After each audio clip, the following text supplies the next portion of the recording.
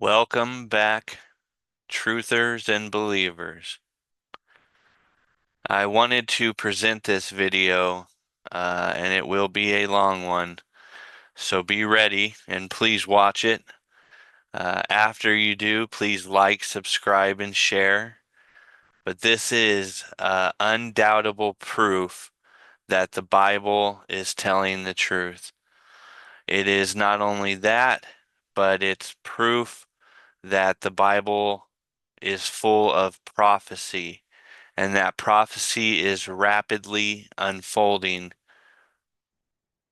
as I make this video. So without further ado or any gaps in this, I want to keep it exciting. I've noticed people have dropped off early in videos staring at this cross background. I suppose it's not very exciting. Get right into it. So we're going to go ahead and start here with a Bible verse, of course. And this is going to be Isaiah. This is chapter 66. Now, I'm using the NIV. I prefer the King James, but for those of you who are not adept in biblical scripture, I wanted to make it as easy to interpret as possible. And some even prefer the NIV. Not to knock any versions of the Bible, I just prefer the King James version. However, going to Isaiah verse 66, it starts with, "Who has ever heard of such things? Who has ever seen things like this? Can a country be born in a day, or a nation be brought forth in a moment? Yet no sooner is Zion in labor than she gives birth to her children." Now, this is referencing the restoration of Israel as a nation. And I'm going to show you a clip as to when that took place and share a little bit more background that the clip doesn't.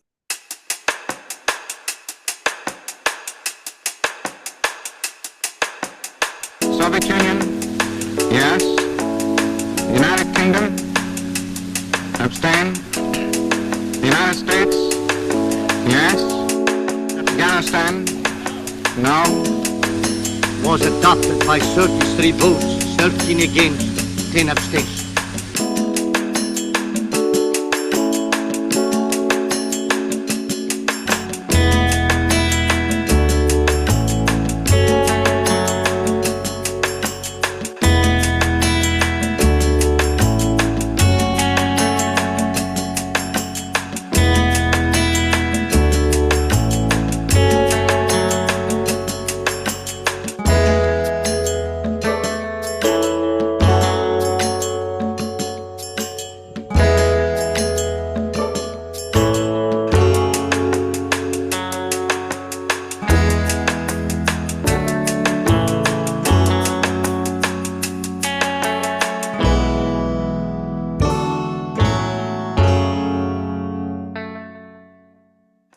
That was the original birth of Israel in 1948. England pulled a mandate completely releasing total control of Israel to the Jews.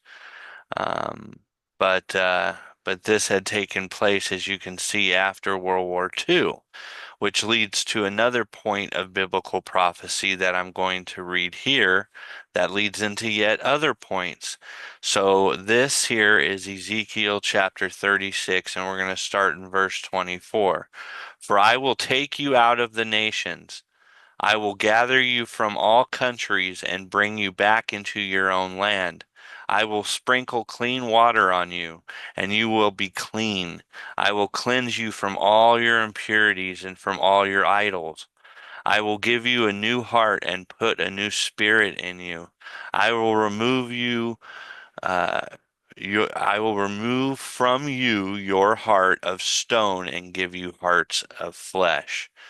I think there's something to be said about that I will share here in a moment. And I will put my spirit in you and move you to follow my decree and be careful to keep my laws.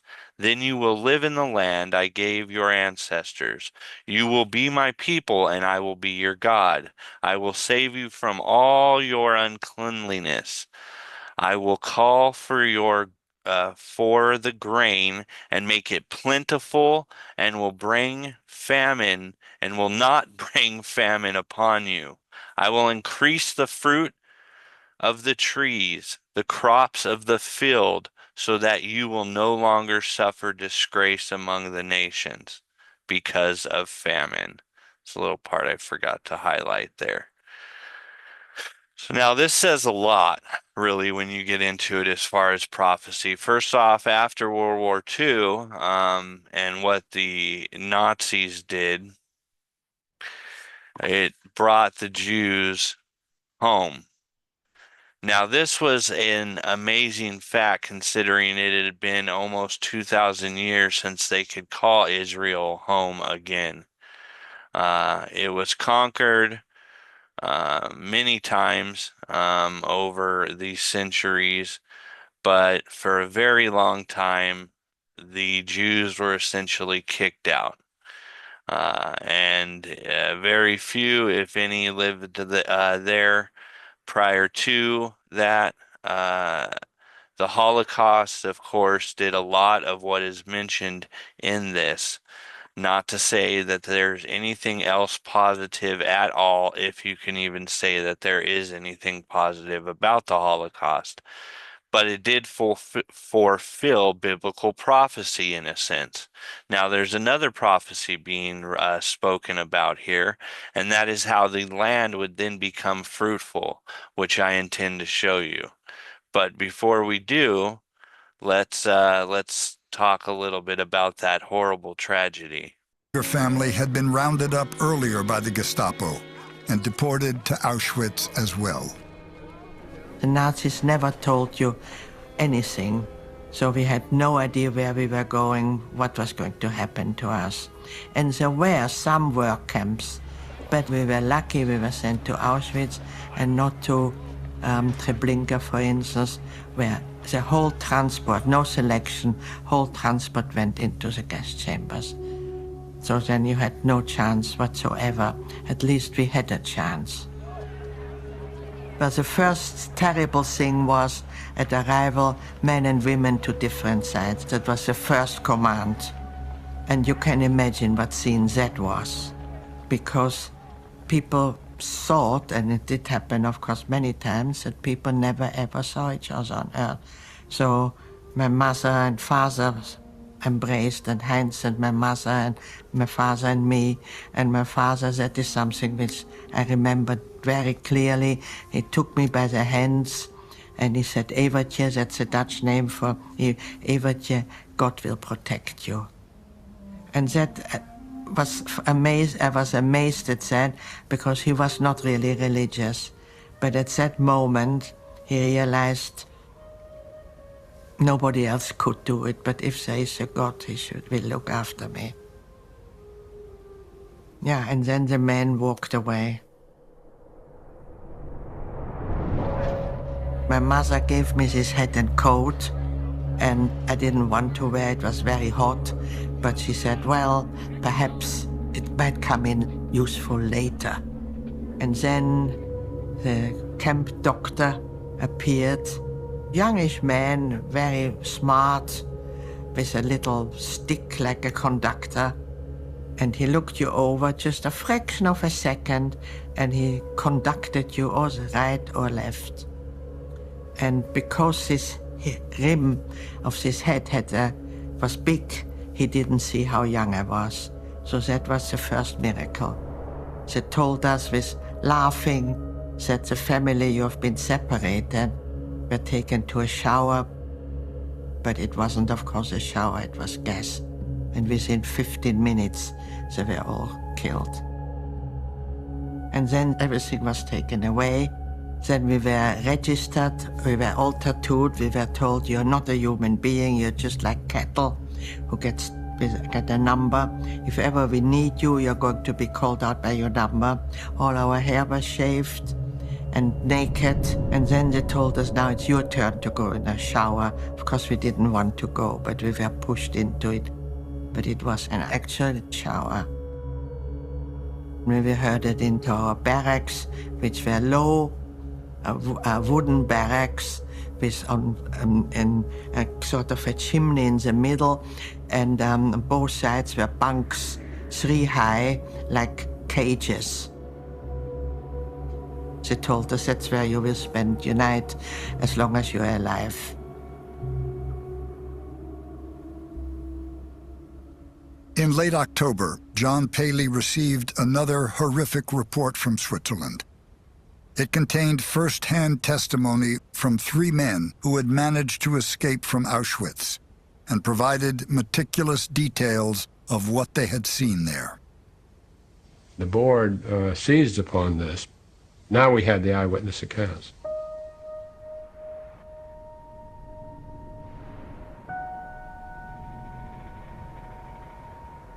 Paley said the report ought to be required reading for the people of the United States. The release of the Auschwitz report is headline news throughout the country. These news reports explaining to the American people what Auschwitz was and what happened there are followed up by op-eds, by columns about Auschwitz and what America has to do in the wake of all of this information. And the fact that it's released by the War Refugee Board. It's not being released by a Jewish organization. It's not being released. Rabbi Stephen Wise says it's coming from a governmental source. It's much harder to dismiss it. There's a poll in late 1944, and the question is asked, do you believe that Germans are murdering Jews in concentration camps? It runs in the Washington Post. 76% of Americans by that time believe that it's happening.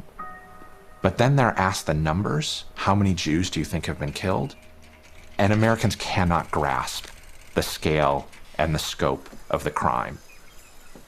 It's only 1 in 5 Americans believe that it's more than 1 million Jews who have been murdered. And by that point, it's more than 5 million.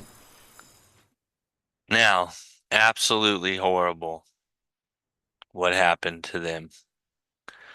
But as a result, after the Allies put a whoop ass, let's just say, on the axis of evil, let's call them extreme evil, many of the Jews, if not most of, headed towards Israel, which is spoke about essentially in this prophecy here.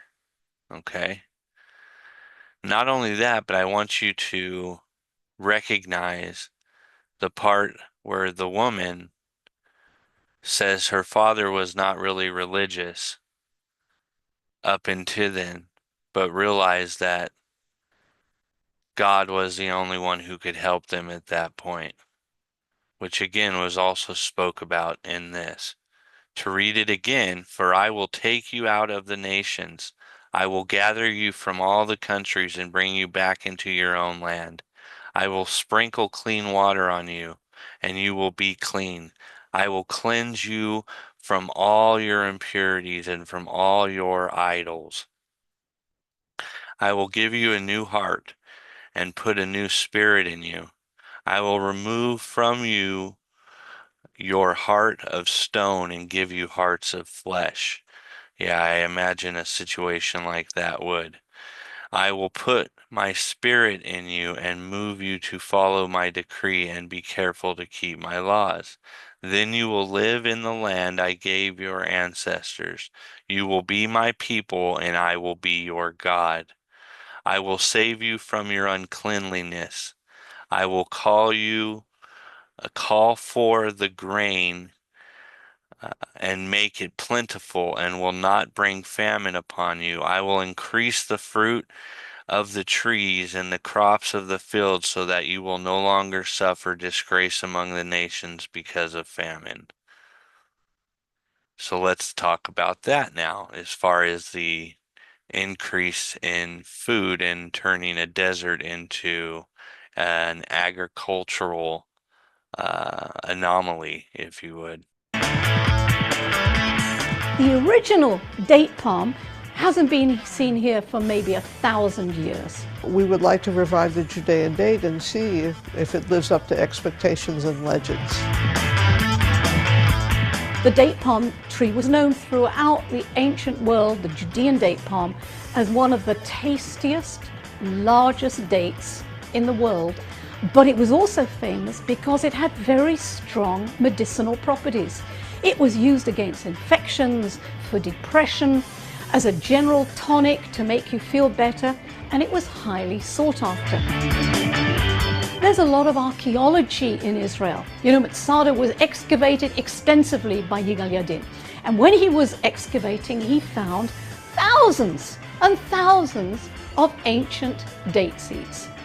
And with those seeds, we went down to Kibbutz Keturah and we said to Elaine, put them in the soil, water them, and see if anything comes up. And it took me some time to figure out how I might do it, because you only have one chance with each seed. And I began to work at how I might be able to revive fragile specimens. After rehydrating some of the seeds, I began to think of how I might encourage them to grow if they were alive. When I first saw that something was actually coming up, I could not take my eyes off of it. Date palms are either male or female, and Methuselah is a gentleman, and he produces pollen, so he won't produce fruit. So what Elaine did is she asked somebody who had a wild female growing on their farm, right up in the Arava, and he took some of the pollen and he put it on the wild female, and a few weeks, months later, it produced some dates. We would like to try and germinate more seeds and make sure they really are ancient seeds, and perhaps even one day have a whole plantation of ancient trees, male and female ancient trees, and reintroduce the ancient date back into agriculture.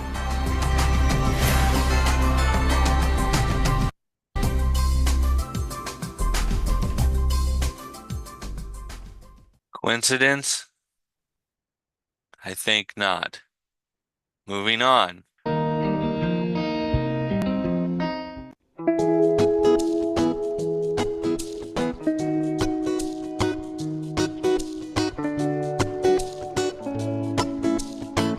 I'll add a little commentary during this point.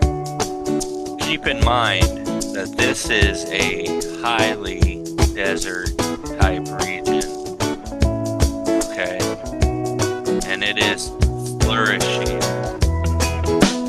with its fruit. And what I find amazing is that a lot of the seed is ancient, going back to the time, possibly, when the scripture was written. At least that's what we just seen with the dates.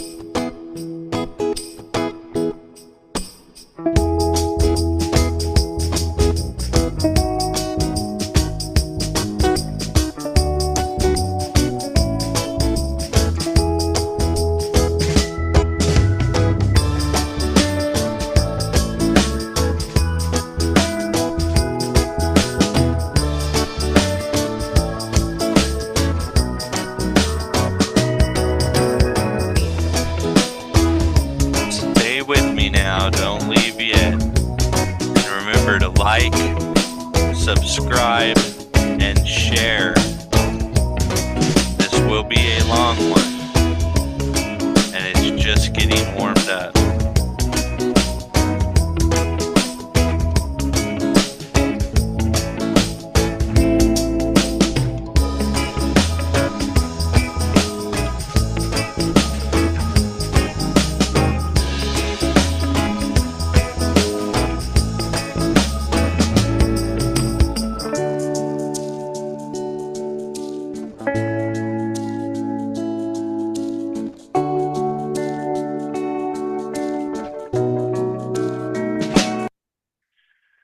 Okay, so couple examples there of how it's become a very plentiful, fruitful region now. This is another one that speaks of ancient sources coming back to life. This isn't any ordinary vineyard. It's part of Israel's roots as an ancient wine destination. We are actually bringing back the ancient vines to the vineyards of the Negev. Here in Avdat National Park, the past meets the present, with 2 grape varieties that are ancient, planted in the very area where they were originally cultivated 1,500 years ago. And I want you to notice the desert seeds that this discovered is in all going archaeological down in. excavations and have been reproduced Look at it. thanks to groundbreaking DNA research. We are in Avdat. Just behind us is the cave where the grape seeds were found. It was found in a kind of concentrations of dozens of grape seeds together. As part of the research, the seeds were compared to 3,000 grape species until a match was found. Most would agree that there is about 3,000 varieties of grapevine all over the world. Out of the 3,000, how many are locally authentic, that are part of our heritage past? This was the kind of our mission in terms of our search, to try and to answer this. And today we are planting these grapes here about 50 or 60 meters from the cave that we found the seeds in. Avdat National Park, Again, a look UNESCO at the World desert. Heritage Site, was a major trade route in the past. In the ancient world, the city was a significant wine production But God is and making it export fruitful center. The once wine again. from the Negev Desert gained a reputation, and the beverage eventually flowed into Europe. Here in the Negev, not only do we have good wines, we're talking about quality wines that were brought from the Negev to every European city in the Roman Empire, the late Roman Empire and the early Byzantine times. Wine was exported from Avdat, where we stand right now, to Gaza, and from the Gaza port it was actually shipped all around Europe. The amount of wine that was manufactured here was quite outstanding. The seeds aren't just a part of Israel's history. The vines which have been planted could allow Israel to grow even more as a wine tourism destination. We're actually right now in a destination of one of the most, I would say, innovative ancient routes of merchandise in the ancient times. And this is where it all happened. So bringing the story of the vineyards into the story of the perfume and spice routes conducted with the Nabateans, actually here, ancient times, is a huge story. And wine lovers do love a good story. And we hope that this is yet another exciting thing happening in the Negev that will encourage millions of visitors from all over the world who are going to want to come here, learn about the past, look at the future in terms of desert innovation, and of course try excellent wine that is being Desert grown, innovation, here in the Negev. or a Seeds of blessing the from past God. breaking ground, allowing Israel to grow as a global wine destination. Reporting from the Negev Desert in southern Israel, Erica Jackson, I-24 News. Those are examples of exactly what Ezekiel chapter 36:24 read. Now, mind you, that was after the birth of a nation in a single day. Okay, these are 2 pretty big, well, I would say more than 2. There's at least 3, maybe 4 prophecies here fulfilled during our lifetime, or at least within the last century. Now, I apologize a bit for those videos as they were not that exciting to watch. But all the same, they prove a point of prophecy that has been foretold thousands of years ago in the Bible, the only true book of religion, and how they came true. It is the fulfillment of prophecy. And yet, another place in the Bible, Amos, and this would be Amos chapter 9, and it's verses 13 through 15, says it all. Okay, it's a full preface of what we just seen in those videos. Almost word for word. Okay. The days are coming, declares the Lord, when the reaper will be overtaken by the plowman, and the planter by the one treading grapes. New wine will drip from the mountains and flow from all the hills, and I will bring my people Israel back from exile. Is that not true? Is that not what you just seen? They will rebuild the ruined cities and live in them, which they have. They will plant vineyards and drink their wine, which we've seen. They will make gardens and eat their fruit. We also seen that. I will plant Israel in their own land and never again to be uprooted from the land I have given them, says the Lord your God. Now, that last part to me is probably one of the most important pieces. They are surrounded and have been since their reestablishment in 1947-48 by enemies. They were attacked in a 6-day war, which we're going to look at a video on here in a second, and no one can move them. There's a verse that speaks of this as well, which I want to show you now also, which is this verse here. On the day when all nations of earth are gathered against her, I will make Jerusalem an immovable rock for all the nations. All who try to move it will injure themselves. Okay, the King James says it in a much more awesome translation, but yet all the same. Again, uh, you know, the word makes its way through all these translations. And in that day will I make Jerusalem a burdensome stone for all people. All that burden themselves with it shall be cut in pieces, though all the people of the earth be gathered together against it. Aren't we seeing that today? Isn't this something that we're seeing? I mean, we're just about, when I say we're, meaning Americans, well, a lot of us anyway, are the only ones on their side. There's a huge movement even in our country that is against them, you know. A lot of these pro-Palestinian groups, if you would, the LGBTQ, ABCXYZ soup, who are pro-Hamas when Hamas would literally throw them off a building. I'll probably get flagged for this one, but someone needs to tell the truth, and my videos rarely get seen anyway. So if I'm going to tell it, I guess I should. I should be the one. Maybe that's what God's waiting for. I don't know. So that is yet another prophecy that we have seen fulfilled even recently, but not to mention the 6-day war. We just seen a 12-day conflict where Israel completely just annihilated Iran.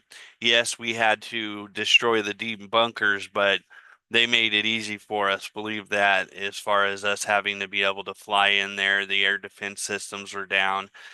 Despite having literally, I mean, this year, literally, it probably could be tens of thousands of rockets fired at them at this point, tens of thousands. I mean, for how small they are, if you thought of I think I heard something about 20 uh uh Israels can fit in California or something like that. Could you imagine 10,000 rockets being fired at a space that small and surviving? Yeah, they have the Iron Dome and all that, but you know, come on, man. Come on. I mean, we hear all this talk about hypersonics and how they're so awesome, and you know Iran should have these hypersonics because God knows that they gave Russia plenty of drones for their Ukrainian assault, which is taking forever. Um, with Russia being so tough and bold as they claim to be with these hypersonics that are supposed to be able to just surpass any kind of missile that we have, right? Not to mention China and North Korea. You know that they gave Iran anything and everything that they could, especially to test fire into the Iron Dome system. Why would you not? I mean, it's a perfect opportunity to test its validity. Yet I don't think they would get a full test because not only is that Iron Dome doing its thing, but God is doing his thing. And you could remove that dome. In fact, it went down for a minute and nothing significant happened to Israel. Wonder why. You know, for thousands of years after these verses were written, people made fun of these verses for just one point alone. The fact that the Jews would ever be back in Israel. That was no way for centuries. People mocked that, just as they mock many things in the Bible today. Like, where is the coming of God? Let's move on now with some footage about the 6-day war here that I'm referring to. In just 6 days, the state of Israel shocked the world as it fought against 5 surrounding nations to not only defeat their enemy, but gain a stronghold on the entire region. How did Israel win the 6-day war? God.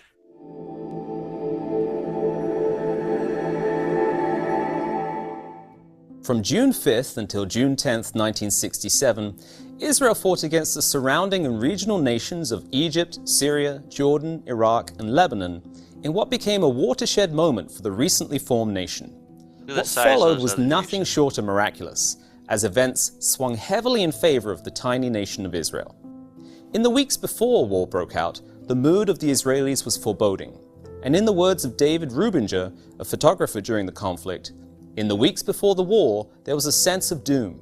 The National Stadium was prepared for 40,000 graves, and even if we thought we might win, it would be a costly victory. The Israelis were heavily outnumbered and outgunned by the Arab nations, who had over 500,000 troops, almost 1,000 combat aircraft, and over 2,500 tanks, compared to Israel's army, which consisted of 300 aircraft, 800 tanks, and 250,000 troops. However, a monumental amount of preparation was made by the Israeli Defense Force, or IDF. Military procedures were finessed and calculations were made years in advance to determine how many fighter jets Israel could have in the air at any one moment. The process of landing, refueling, rearming, and returning to the air was minimized. The Israeli Air Force could turn a jet around in 8 minutes and complete this procedure for all its aircraft up to 8 times a day. The events began with Operation Focus, a preemptive strike carried out by the Israeli Air Force as they bombed the Egyptian air bases. Egypt transmitted false reports claiming to have been successful in the conflict, which led to Syria and Jordan initiating strikes against Israel. Israel's preparations paid off, and by the end of the first day of the conflict, Israel had achieved air superiority. Over the next 5 days, the IDF went on the offensive on 3 fronts, advancing into the Gaza Strip, the Sinai Peninsula. Now, these are the details on how it went down, but don't doubt yourself. This was God, okay? Did you see those numbers and disadvantage? Okay, I mean, we could explain it however we want to, but God makes all things possible, and all things are possible through Jesus Christ, okay? That is what this was. Don't kid yourself. These are just the details that God helped the Jews put in place in order to achieve this goal. And I want to notice something, or to point out something. Egypt's pride, the devil's pride, was his fall, was Egypt's fall in claiming that they were successful when they were beat up by the Air Force of the IDF, essentially. So let's continue.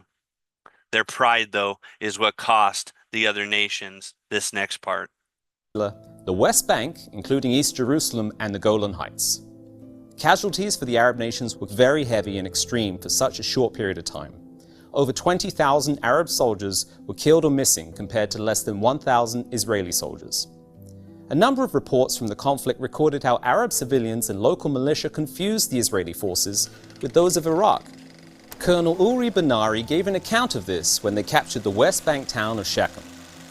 At the entrance to Shechem stood thousands of Arabs who waved white handkerchiefs and clapped their hands. In our naivete, we returned greetings and smiles.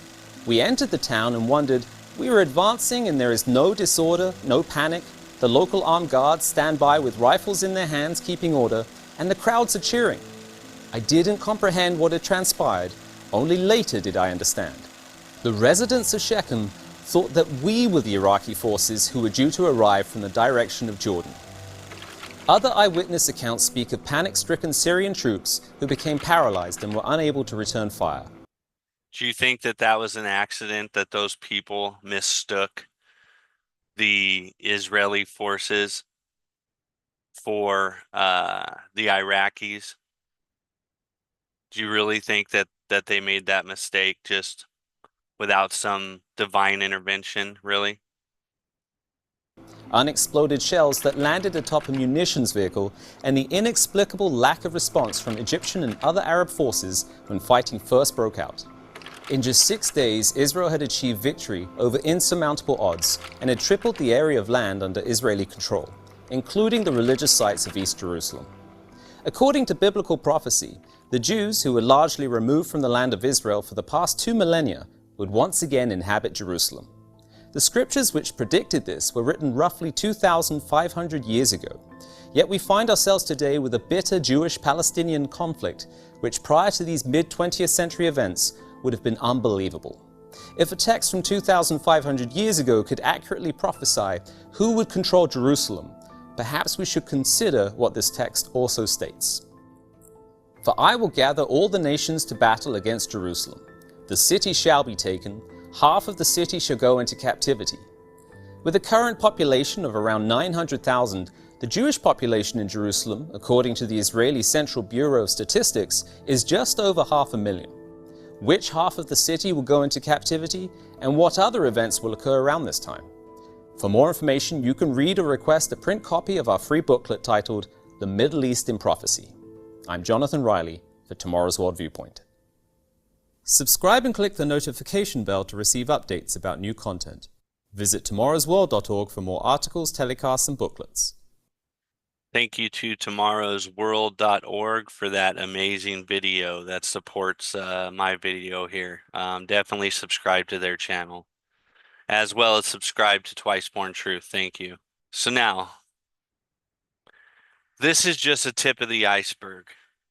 We will continue on in more prophecy that has been fulfilled. I could go back to the prophecies that were fulfilled before Jesus if you want. There's literally thousands, it's easy to say thousands of prophecies that have been fulfilled in this book. Yeah, and in that being said, it's one of, if not the only book of religion that has the guts to tell future happenings. Why? Why is it the only one that really attempts that?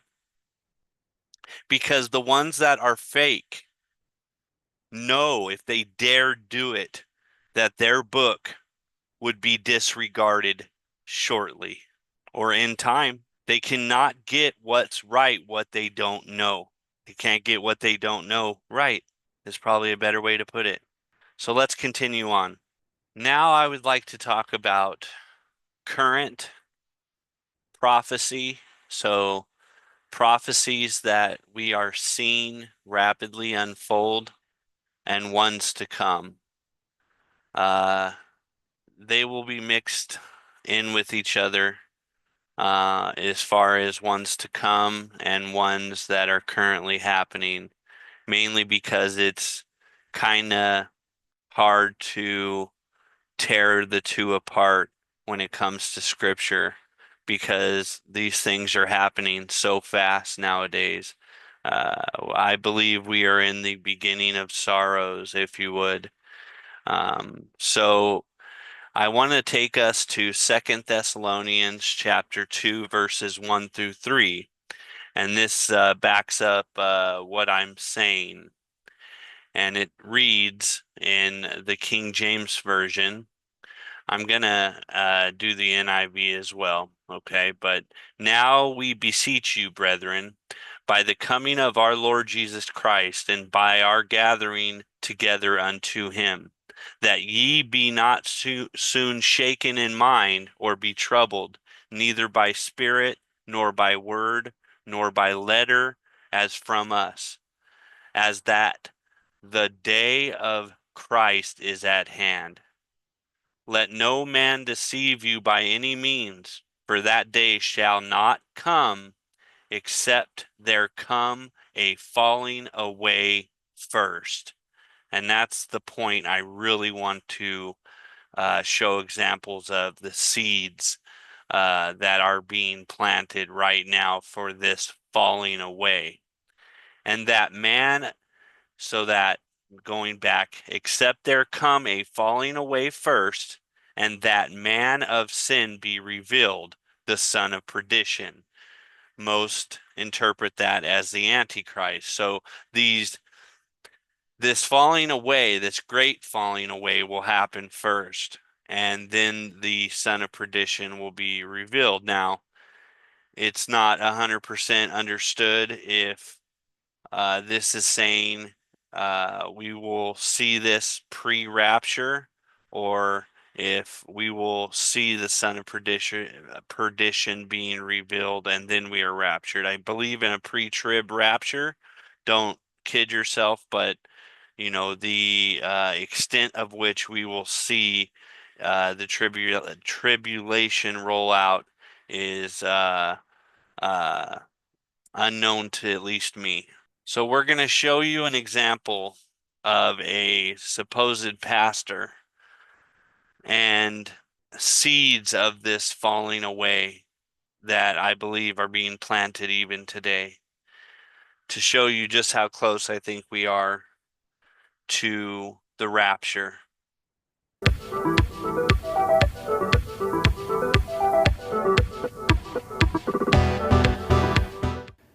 Everyone knows that Christianity is opposed to being LGBT, right? If you scan through most denominational statements from Christian churches, you'll find near universal condemnation of LGBT people and our lives and love. This was pretty awkward for me when I was studying to become a Christian pastor and I realized that I was gay. Now, up to this point, I had had some inclination I wasn't straight, but I believed that by going to be a pastor, God would heal me of my sexuality and life would go on. That is until the first week of school at the Moody Bible Institute in Chicago, where I was studying to be a pastor, when there was a knock on my dorm room door. I answered, and there was a handsome young man there who invited me to go for coffee with him. Now, evangelicals sometimes do this strange thing. Now, I want you to reference, he called him a handsome young man. That will speak toward a comment I have to make later in the video. When we go for coffee with one another, we begin to confess our sin struggles in hopes that the person across the table can help keep us accountable for our minor moral infractions and we can overcome our sins. After this young man confessed his sins to me, he said, "There's one more thing. I'm gay." And in that moment, the world stopped. My jaw dropped, and the words flew from my lips. Me too. For the first time, I had confessed that I also struggled with my sexuality, and that opened up Pandora's box for me. So I did what I knew how to do. I began studying the Bible, going to the ancient archaeological. To reference that handsome statement and a huge part that he left out, after this confession of these two men, you know what took place after their visit to this coffee shop. And he didn't just go back to studying the Bible. They most certainly had relations, if you would. His confession of him too, and his world opening up and all that stuff. There was a sin committed after that between these supposed gentlemen learning to become pastors. Let's just be real with ourselves. Theological sites around the world and actually meeting with theologians and pastors trying to understand what the Bible actually teaches about sexuality. And my curiosity revealed to me that what my tradition teaches wasn't quite as clear as I once thought. So over the next few moments, I want to show you a little bit about what I learned in that time of studying and show you how curiosity can help us open our minds and expand our perspectives. First, Did you know it's quite literally impossible for the Bible to condemn homosexuality because the word homosexual and the concept of modern sexuality didn't exist until the late 19th century? The Bible didn't have the word homosexual in it until 1946, when the writers of the Revised Standard Version of the Bible placed that word in the Bible as the translation of a mysterious Greek word, arsenokoitai. This word arsenokoitai was so mysterious because it never appeared in the Bible until the Apostle Paul places it in the Bible, and it was never in the Greek language up until that point. And it's only used sparingly afterwards. Now, scholars believe this word comes from the book of Leviticus, 18:22, where it says, "A man shall not lie with a man, as with a woman, for this is an abomination." The word man there in Greek is arsen, and the word to lie with is koiton. And so people believe that the Apostle Paul combined those two words together to create arsenokoitai, to refer to whatever Leviticus was referring to. Now, what exactly is Leviticus 18:22 referring to? It seems clear. A man shall not lie with a man as with a woman. But if you scroll out a little bit, you'll begin to realize it gets a little murkier. Leviticus 18, verses 1 and 3 say, "Do not do as they do in the land of Egypt, where I am bringing you from, and do not do as they do in the land of Canaan, where I am bringing you to. Do not follow their practices." Leviticus 18 is a part of the Hebrew Bible known as the Holiness Code. This is a section of law given to the ancient Jewish people to help keep them ritually and culturally pure from the nations that surrounded them. This isn't an ethical code, but a ritual and cultural one. And if you look through Leviticus 18, you'll find a bunch of prohibitions on things like incest and child sacrifice. And then this strange command, do not lie with a man. Which are sins as well as homosexuality. Okay, don't think that I'm condemning these people or people who suffer from these sins to hell, for I'm not God, nor do I get to make that judgment. Nor would I say it is a damning sin. Okay, there are certain sins that I would, most definitely pedophilia, cold-blooded murder, I would have to say are damning sins. I mean, I don't know how those people could ever find God or could ever have the heart that it takes to be a believer. But a homosexual is not doomed to hell. Someone who commits incest is not either, as much as that is very detestable and disgusting. It would fall like kind of in the same range with cannibalism, I think. Also sinful, but not damning. As crazy as that might sound. But all three things he mentioned there were sins, all the same. So that's the part he's missing. Is nowhere does it claim that being a homosexual will send you to hell. That's not what believers are saying, but it is a sin nonetheless. I have homosexuals in my family that are believers, that are very much saved. One, if not two, of which choose not to practice because they understand it's a sin. I myself am an alcoholic. I haven't had a drink in 8 years now. But that is also an abomination and a sin. Being a drunkard, a drug addict, smoking, which I'm trying to beat right now. So I don't claim to be above these people or better than, but it needs to be recognized that this is in fact a sin. Now, where this seed reference that I used earlier is that this man claims to be a pastor, a leader of believers, and he's telling them that a sin is okay. That to me is the beginning of a falling away. What other sins will be said to be okay?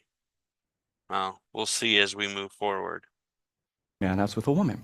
So, in order to understand what this verse means, you have to ask, where in ancient Egypt and Canaan was it permissible for men to engage with other men? Well, if you look at ancient Canaanite and Egyptian law, it's quite clear. Homosexuality was in general prohibited.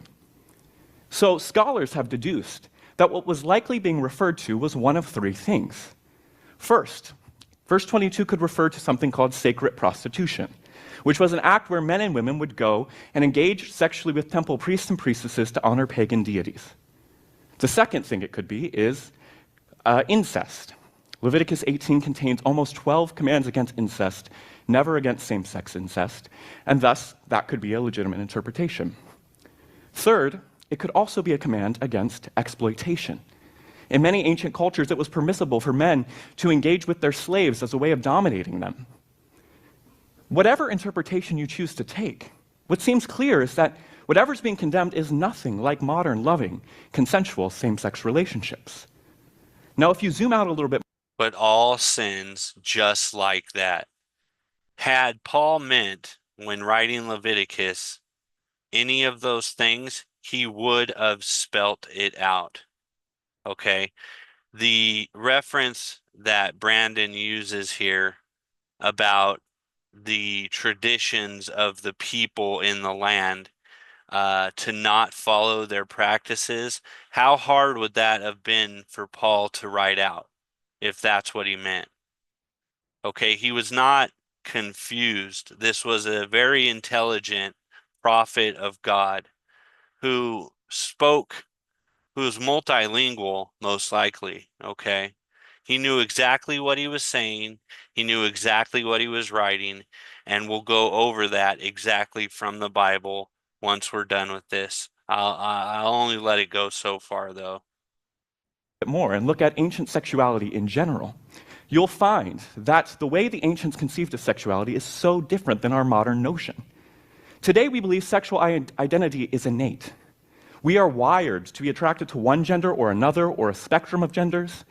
But in the ancient world, it wasn't about what gender you were attracted to, but the social status of the person you were engaging with. So in the ancient Greco-Roman world of the Apostle Paul, if you were a Roman man, it was permissible for you to engage sexually with anybody who was lower on the social hierarchy than you, man or woman.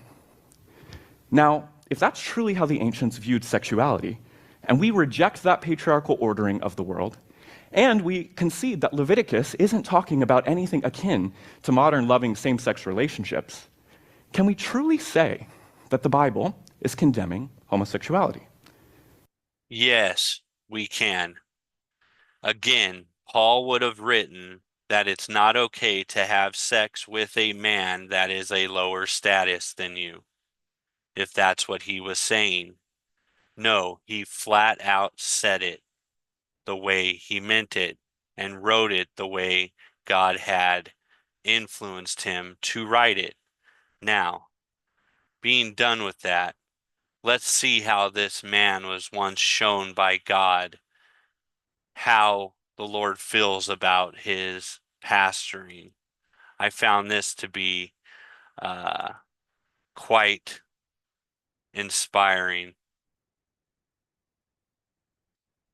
Sexual and gender minorities have something to teach the church about dying to self, about new life, about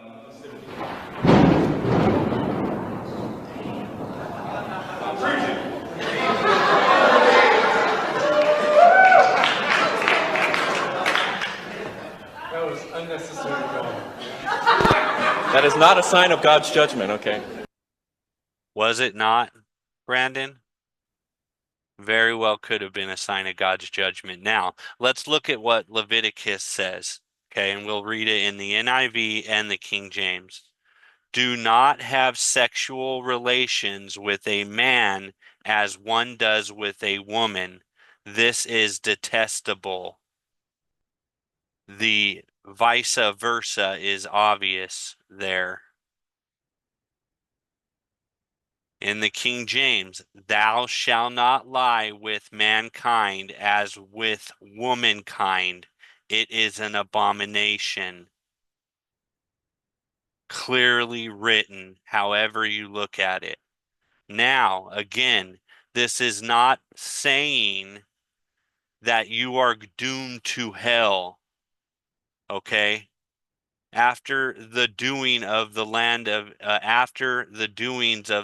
of Egypt wherein ye dwelt, ye shall ye not do, and after the doings of the land of Canaan, whither I bring you, shall ye not do, neither shall ye walk in their ordinances. So he specifies that outside of other things right there. Looking at it in the NIV to make it easier to translate. Let's do that. We'll just go back here and do it. Okay. So yeah. All right. So the Lord said to Moses, speak to the Israelites and say to them, I am your Lord God. You must not do as they do in Egypt, where you used to live. You must not do as they do in the land of Canaan, where I am bringing you. Do not follow their practices. You must obey my laws and be careful to follow my decrees. I am the Lord your God. Keep my decrees and laws, for the person who obeys them will live by them. I am the Lord. No one is to approach any close relative to have sexual relations. Incest, a sin. Do not dishonor your father by having sexual relations with your mother. A sin. She is your mother. Do not have relations with her. Do not have sexual relations with your father's wife. That is, that would dishonor your father, not to mention it be a sin. Do not have sexual relations with your sister either, your father's daughter or your mother's daughter, whether she was born in the same home or elsewhere. A sin and wrong on many different levels. All of those. Do not have sexual relations with your son's daughter or your daughter's daughter. That would dishonor you. So he's being very specific about the practices here. It's not that he was confused or speaking generally. Do not have sexual relations with the daughters of your father's wife, born to your father. She is your sister. Do not have sexual relations with your father's sister. She is your father's close relative. I mean, specific, very specific. Do not have sexual relations with your mother's sister because she is your mother's close relative. Do not dishonor your father's brother by approaching his wife to have sexual relations. She is your aunt, even though there's no blood relation there. Okay, that is a sin. Do not have sexual relations with your daughter-in-law. She is your son's wife. Do not have relations with her. Wrong on many levels and a sin. Do not have sexual relations with your brother's wife. That would dishonor your brother. Again, a sin and wrong. Do not have sexual relations with both a woman and her daughter. Again, a sin. Do not have sexual relations with either son's daughter or her daughter's daughter. They are close relatives. That is wickedness, a sin. Okay. Do not take your wife's sister as a rival wife and have sexual relations with her while your wife is living. Again, a sin. It's adultery. Do not, and many of these are, do not approach a woman to have sexual relations during the uncleanliness of her monthly period. Wow. Okay. So there's one that happens all the time, I think, in society today. It's a sin, and it's being compared to these other sins. Okay. Now there's other reasons for that. God not only makes things sinful, but it's because he's also looking out for our health and well-being. Okay? There are reasons outside of the reasons in the Bible for circumcision. Okay, it helps in protecting you from certain infections and such. Right? There's an example in the Bible, and I don't know the verse or chapter or book, but it talks about cleaning a wound in running water. Okay? These are things to help us as well. It's like the seventh day of rest Jesus spoke about. That is for you. You know, would you not get your best? I forget if the example was a goat or a ram or a cow out of the ditch, right, on the Sabbath. These were a gift for you, things that God did not only for our benefit, but for our rest, but for our health. There are other lessons in the Bible. It is a book to teach us how to exist, as well as it is how to be spiritual and right by God. Do not have sexual relations with your neighbor's wife or defile yourself with her. Do not give any of your children to be sacrificed to Molech. So the third thing he spoke about in the video, sacrificing children, a sin. Now this one I would call damning, to be quite honest. For you must not profane the name of your God. That is specifically different even from the others. I am the Lord, right? Do not have sexual relations with a man as one does with a woman. That is detestable. Do not have sexual relations with an animal and defile yourself with it. A woman must not present herself to an animal to have sexual relations with it. That is a perversion. Do not defile yourself in any of these ways, because this is how the nations that I am going to drive out before you became defiled. So specifically there, it says these are specific things, sins that they do that are sins that you should not do. The example is not do not act as their culture acts. It's these are the things that their culture does that are sinful, dirty, and wrong. Period. He can twist it in any way he wanted to. Okay? Period. Moving on to another seed we're seeing planted. This much I couldn't even bear, so there's only so much of this one yeah. I believe This supposed in the drag unironic pasture. power of drag. I believe that when we come together for a Now, if you caught that, the statement was he believes in the iconic power of drag. That's where this man's real belief is, not in God. special Sunday like this, that the Spirit is among us and working through us so that we know better how to build the kingdom of God. What spirit? The devil? What God? Lucifer and his kingdom? That's what's being referred to as being built here. This is the seed of the great falling away. Here on earth. And I also just want to say, drag church is not about me. You know, even though I'm up here on the main stage, I'm not like other drag queens. And I want you to know, those of you who are able, who are looking at me and who are listening to me, that I am looking back at you. And for the entire time that I am up here today, I am pointing back at you. This is more than just queer representation and dressing up.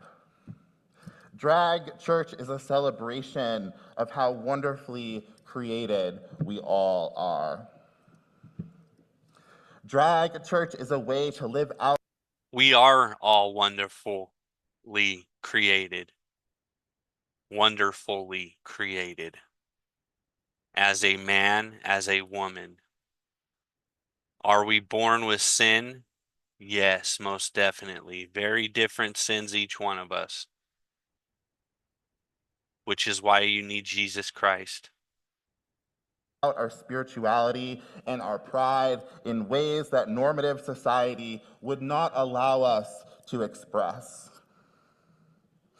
Drag church is about who we are together and reimagining who we can be for each other.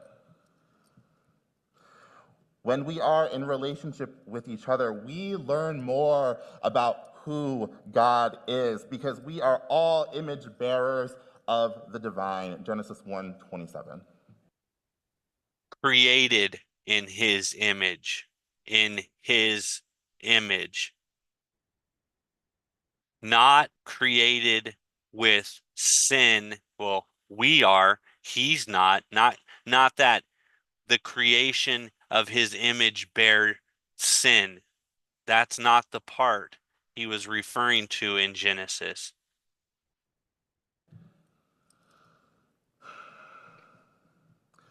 Not every church can do this.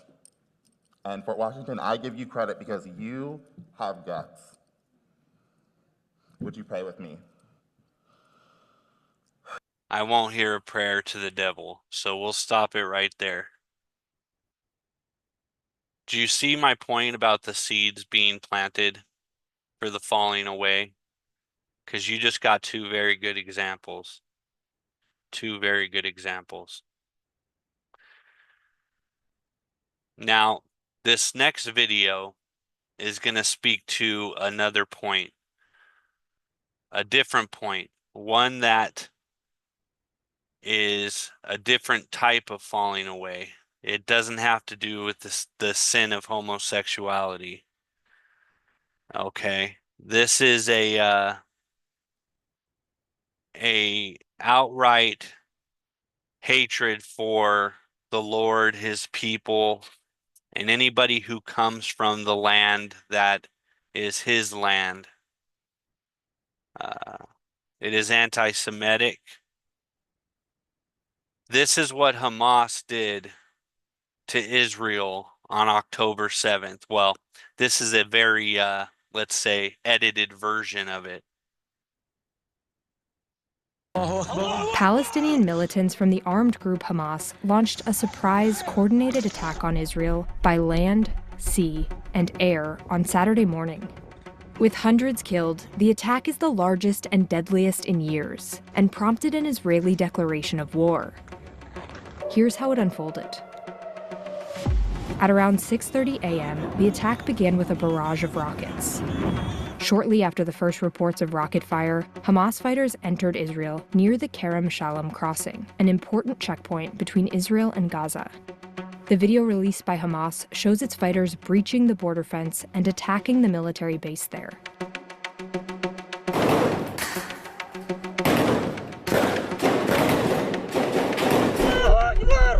Around the same time, Hamas fighters also raided and captured Israel's Erez border crossing station.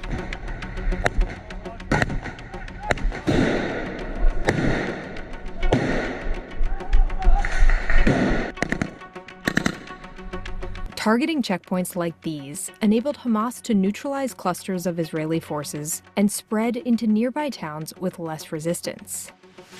By 7:30 a.m., Israelis began seeing groups of Palestinian militants arriving in towns and cities.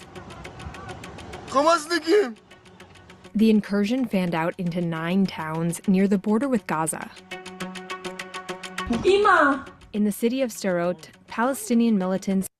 I want to add this was unprovoked, out of nowhere. There was a festival taking place. Okay, Americans were there. This was completely unprovoked. Palestine had not gotten hit before, right before this, or any kind of incursion or change in law or anything like that. This was just completely unprovoked, an attack on the Jews in Israel. an attack on Israel itself, not just the Jews. Like I said, Americans were taken captive as well. Just about anybody they could get their hands on. And I can't even speak towards some of the other stuff that they did to women and such and babies on that day without definitely getting a strike or getting blackballed and having this video shut down. But I tell you, they were detestable. Clashed in the streets with Israeli police and military.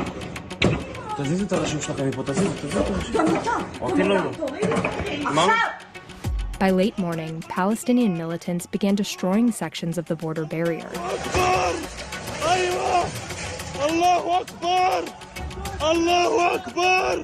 What started as a small penetration of the Israeli border became a wide-open corridor.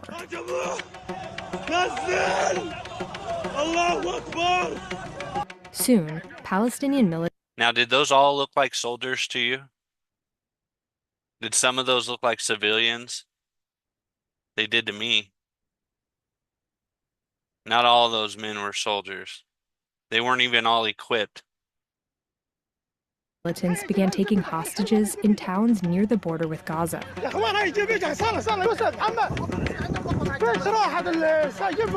As proof, this is what their soldiers look like right there. Okay?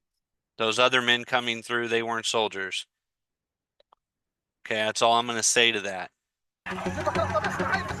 Many hostages were taken back to Gaza and driven through the streets.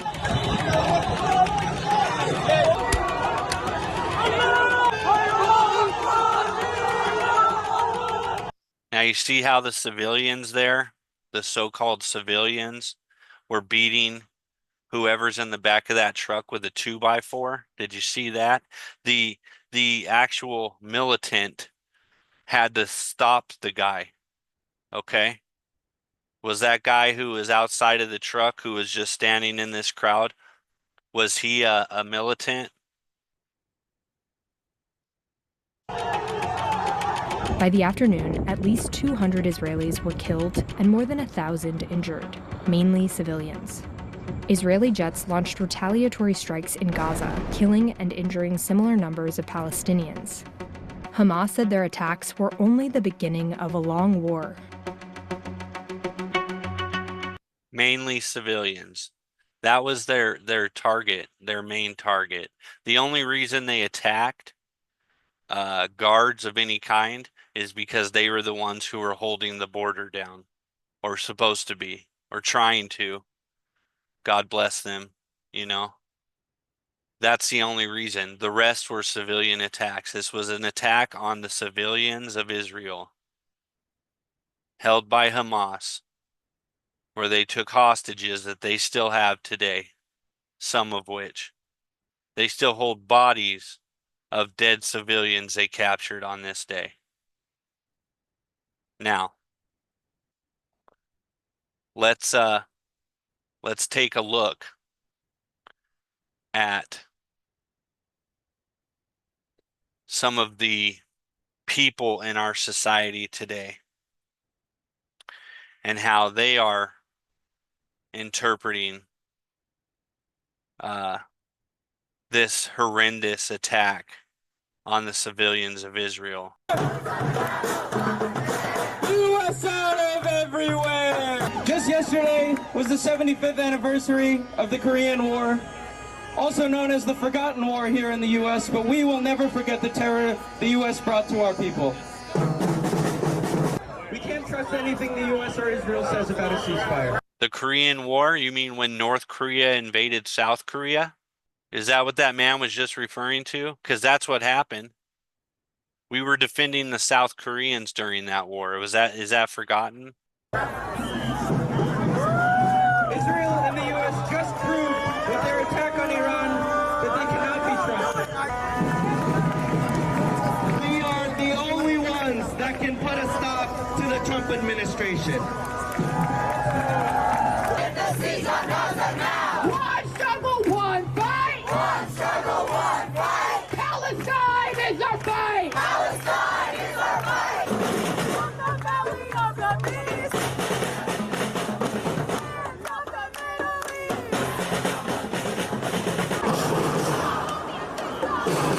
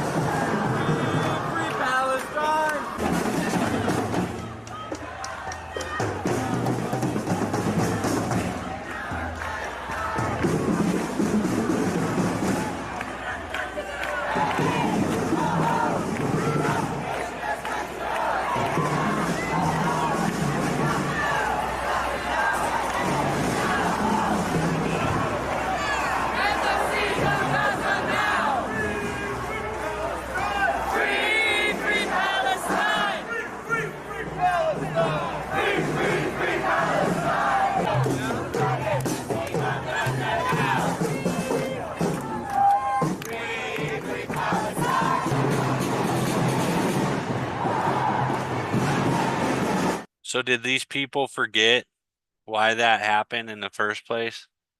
Because it sure as heck looked like they did to me. They obviously forgot this day, or they didn't. They just excused it because it was okay to do that. I mean, forget about it, you know?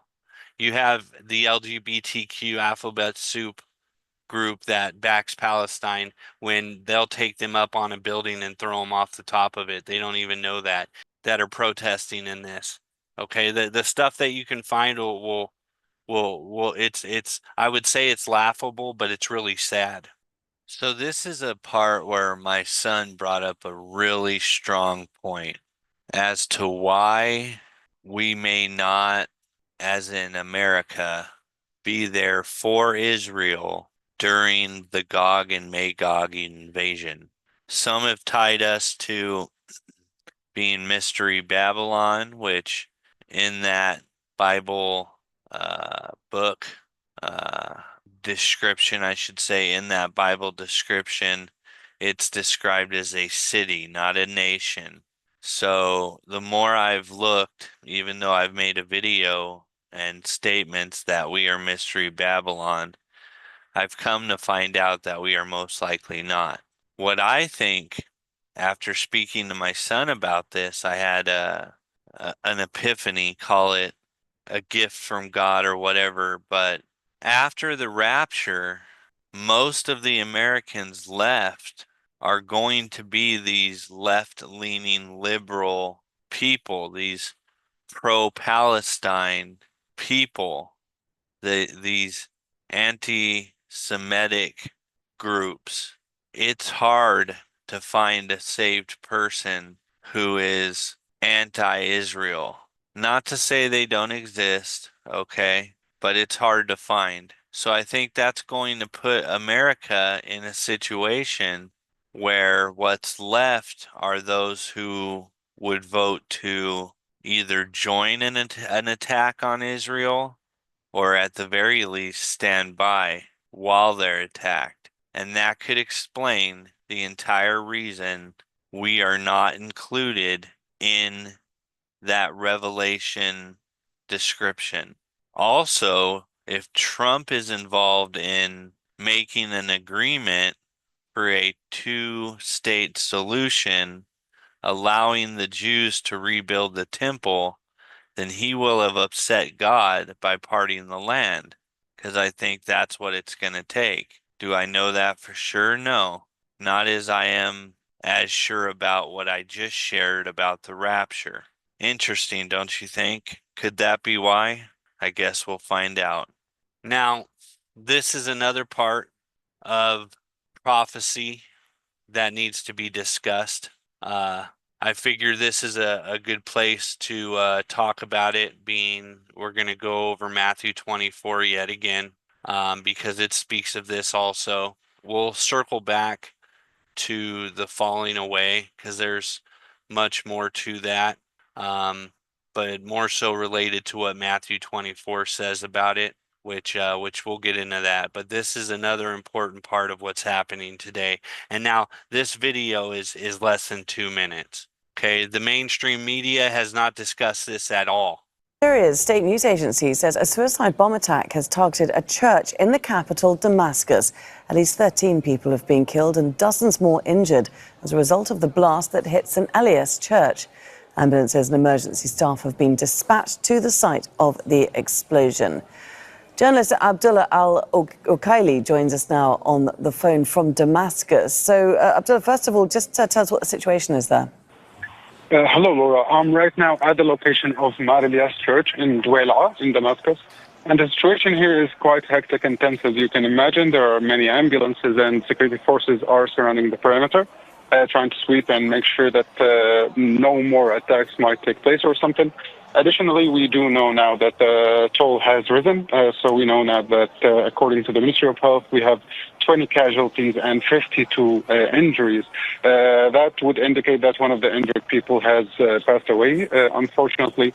And this is a developing situation. It's still fluid. You notice they had to throw that number 13 in there just for the occultists, when it was really 20, right? You're going to see that 13, 33, see that quite a bit when these type of things happen. And we're still monitoring what is going on. Okay, many thanks indeed for that update. Abdullah Al-Ukaili, thanks for joining us there from Damascus for the update on the bomb attack on a church there. Now, that was one. There were several that happened, okay? Several churches that were attacked. The number just seems to rise in every one you look at. Maybe this one will get deeper. A into the suicide truth. bomber affiliated with ISIS detonated himself at Mar Elias Church in Damascus, killing at least 25 people. Well, Uzai Bulut, a journalist who covers Christian persecution in the Middle East, joins us now.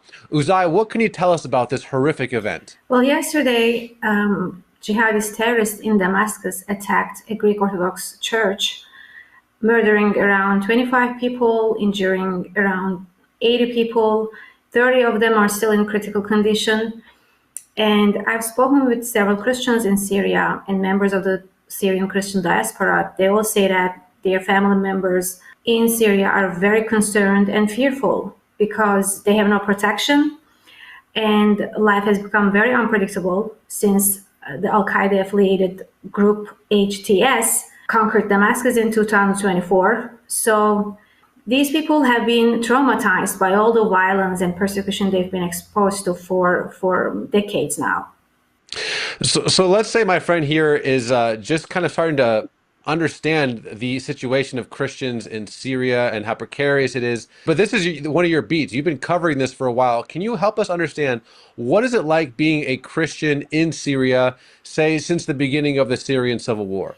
Well, the American audience, a lot of them, I'm sure, are aware of the violence of Al-Qaeda and the Islamic State, ISIS.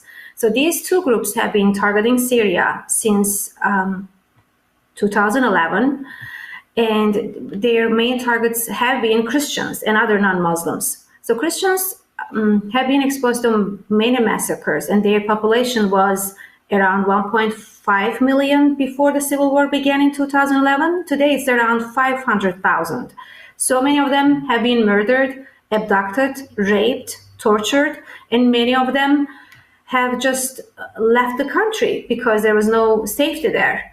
Imagine trying to survive under an Islamic State regime, under a very brutal, very anti-Christian, hateful, genocidal regime. That's the life of Syrian Christians right now. So have Christians in Syria been facing this kind of extreme persecution in the past decade and a half, or does this go back farther? Well, Syria used to be a majority Christian country since the 7th century. Then Arab Muslims came and conquered the land. They massacred many people and turned the survivors into dhimmis, second-class citizens or semi-slaves who had to pay high taxes in order to stay alive and to stay Christian. So this has been their life for centuries, but they've been so resilient. And in the midst of all this negativity and violence and oppression, many of them have kept their faith. And but we should remember that just because Muslims have taken over and it's a majority Muslim country now, Christians shouldn't have to suffer forever. They need protection, they need safety, stability. They need their own defense force because they cannot rely on the Al-Qaeda regime in Damascus for their own protection. We saw it again yesterday. A lot of people were massacred. And they went to this Sunday service without knowing what would happen. Actually, the massacre didn't come out of nowhere. The terrorists or jihadis, radical Muslims, have been threatening Christians for months now. They're leaving notes or, threats on the walls of churches saying, "You are next. Christians are next." So Christians there are just in the midst of this unstable and very violent environment. When they're attacked, when they are threatened, they have nowhere else to go, and the perpetrators are never brought to account. So you sent me a bunch of articles that you've written detailing the persecution of Christians in Syria, but I have to ask you this question. There are certain people groups in certain places that the international community, the European Union, the halls of Congress get really passionate about, let's call it that, where everyone's up in arms and there's campus protests about certain people in certain situations. But then there's other people, other minorities that, for example, the Christians in Nigeria, the Christians in Syria, where it just seems like no one seems to care. And the only reason that this specific news story got headlines is because it's so graphic and it's so dramatic, the suicide bomber. But for the most part, this kind of thing goes under the radar. Why do you think, as a whole, the international community, the international media ignores stories like this? We can stop it there and answer the question. It's because it's prophecy. It's prophecy. And we're going to get into that prophecy now. Okay, so Matthew 24.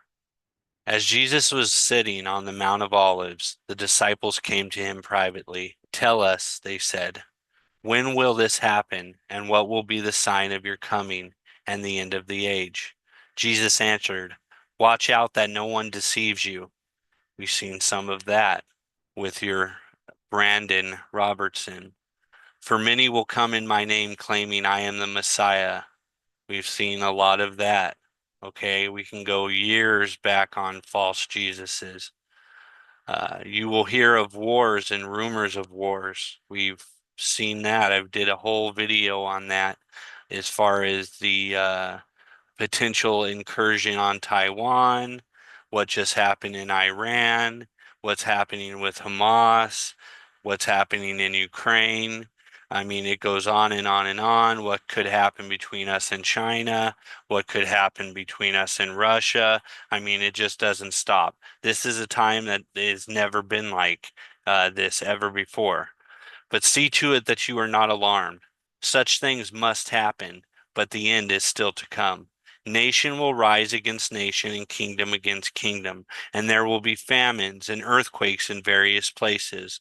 All these are the beginning of birth pains. Now, we've seen these earthquakes, okay? It's my wife has an app on her phone and it is beeping daily. Okay, now there's always been earthquakes, but they're happening in places where they're not supposed to, places that they haven't happened in recorded history. Okay, and they're consistently getting worse, like birth pains. Then you will be handed over to be persecuted and put to death, and you will be hated by all the nations because of me. You just witnessed some of that. At that time, many will turn away from the faith and will betray and hate each other. You've seen that in that march, okay? Those standing up for Gaza after what they did. And many false prophets will appear and deceive many people. That latest guy, the Hamadimajaba, whatever, you've seen him, you know who I'm talking about. Because of the increase of wickedness, the love of most will grow cold. And that's what you see in the youth of today. That's the difference that you see, okay? That's the change that you're witnessing in the youth. Their love is growing cold. They claim to be tolerant. They claim to be caring and accepting of all these people. They claim that. But their hatred and their love is truly cold, especially if you don't agree with them completely on every instance. They will find a divide in any area they can possible to separate themselves from you. With that being said, share, like, and subscribe. Help me get the word out. I feel this video is long enough now. Accept Jesus Christ. It's close. I might not even be able to publish this before he comes. You may not be able to finish watching it before he comes to rapture his church. Repent of your sins.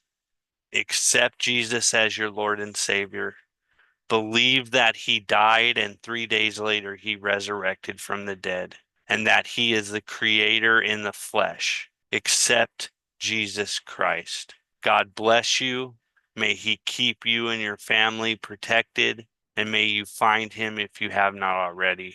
If you've made it this far and you appreciate my content in any way, please donate. It helps me to be able to continue to do this. I would like to make this my life's work, to spread the word, and any donation would help. I have a family to support. I do work a job. I'm not asking for a free handout. I am producing a product that takes quite some time to produce. So if you can, my PayPal is linked on my main page. Donate $1, 5 cents, 2 cents, whatever you can, whatever the Lord puts on your heart. If he does it all, goodbye.